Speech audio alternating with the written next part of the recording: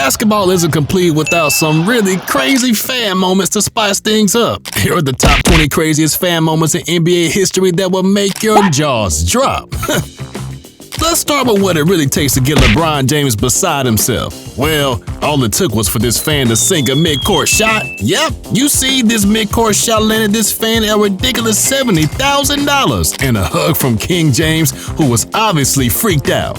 LeBron came streaking off the bench to give this hug, and being hugged by a giant monster of a man like James comes with some unexpected results because the hug eventually led to the happiest tackle of all time.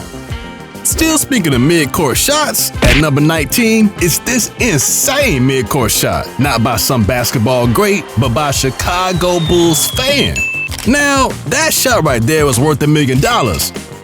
Yeah, you heard it right. That shot won him $1 million and some other perks. Like a hug from MJ, cheers from the entire Chicago stadium, and dude even got his butts clapped.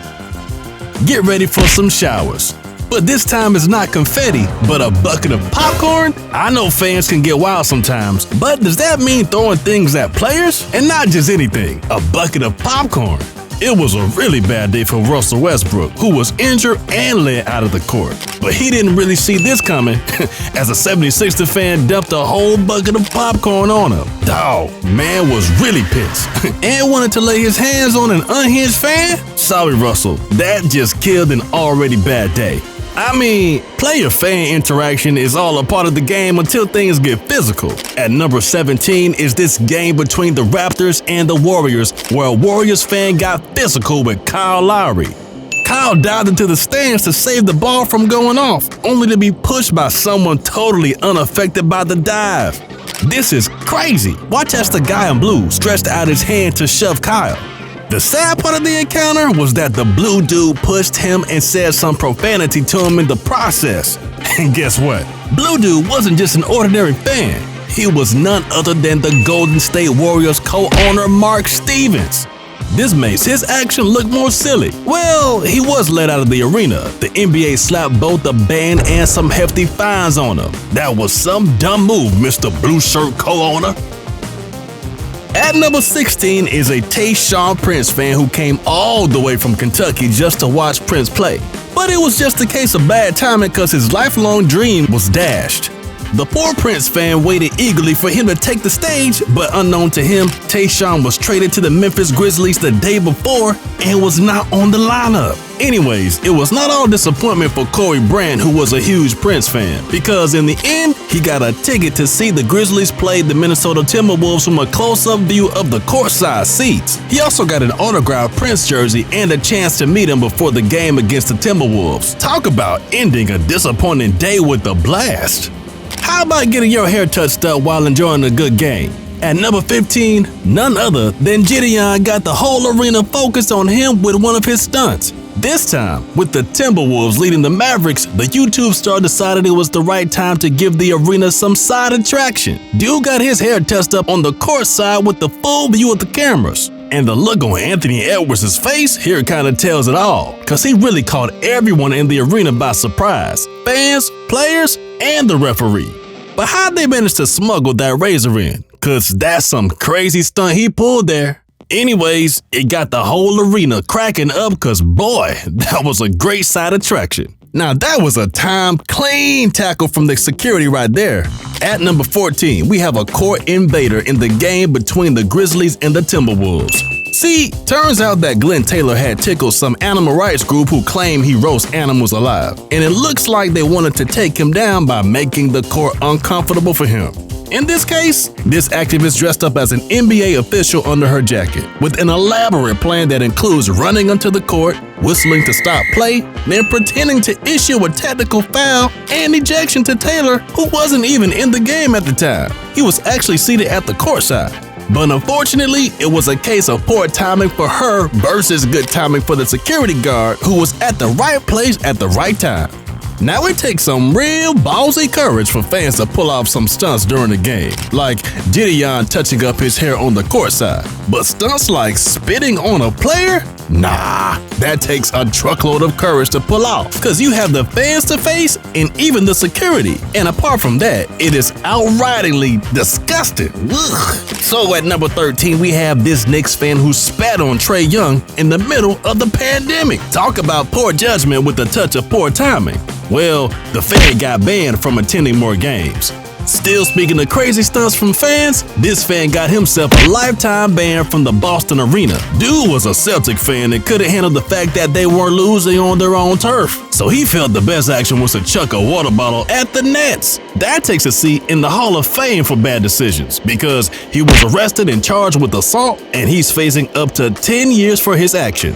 The 76ers sure have some problems with Russell Westbrook, and boy, they tend to have a problem holding it in. Yeah, I know, tensions can really hit the roof in a basketball game, and sometimes fans go to great lengths expressing their frustrations. But regardless of how bad you feel about a star, this fan clearly took his expression too far. At number 11 is this crazy fan giving him not just one, but two middle fingers. It seems fans just can't get enough of Westbrook. Man just gets picked on at every opportunity, and he's been at the receiving end of a lot of craziness from fans. Now at number 10 is this altercation with a rowdy fan that almost got physical. This Nuggets fan just ran towards him yelling until Westbrook had to shove him off. Come on, what's all the fuss about? Dude just lost the game. Give him a break. Well, unless you want to really rub it in by coming up close to yell at him. But that's still crazy. At number 9 is YouTube prankster VitaliZDT, who terrorized the NBA Finals. This guy's well known for various sports pranks, which includes invading a World Cup and even attempting to crash the Super Bowl. The Super Bowl invasion didn't go as planned, because he tweeted about it too soon. But bro dialed it up a notch in 2017 when he hopped on a flight to Cleveland with one goal in mind: to streak the NBA Finals. Sure, he was successful this time when he ran into the court without a shirt on with "Trump sucks" boldly written on his chest and "LeBron for president" coloring on his back. Now you would think after pulling something like this, he'll be fined heavily or given something like a lifetime ban.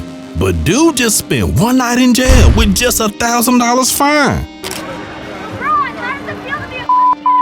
Now, players are not immune to vulgar attacks. Not even the king, LeBron James. Damn! This fan right here violated him and really did him dirty. But what beats me is just how she could drop these vulgar words and still maintain her cool. And if this fan was not good, then what the Knicks fans did to Trae Young was straight up mean.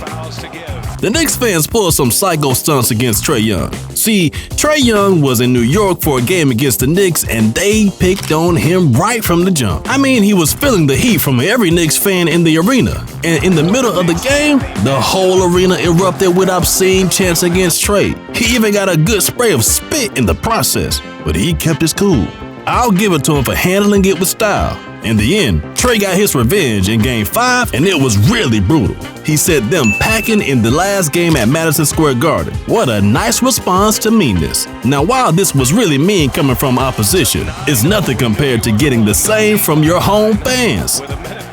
What the 76ers fans did to Ben Simmons could really mess up a player's life. You see, in 2021, Ben Simmons hit the dog patch, and he had a poor run of games. In fact, he had the worst playoff series of his career that season, and eventually Philly got eliminated from the playoffs. But this really didn't go well with the fans, who were angry with the performance. It was really sad to see Simmons take the fall and receive a constant stream of obscenities for it. The hate got so into Simmons' head that he stopped playing and handed in a request to be traded. And crap really hit the fan for Simmons when the 76ers booed him for picking up a loose ball. I mean, he wasn't even on the lineup to play. And if you think the 76ers almost ruined Simmons' career, then you need to see number 4 on this list. James Harden almost got blinded by a fan who pointed a laser at his eyes during a free throw. Toxic fans are really making it difficult for NBA players to enjoy their game. In fact, NBA players are really doing their best to put on a good game, even with vitriolic fans on the increase.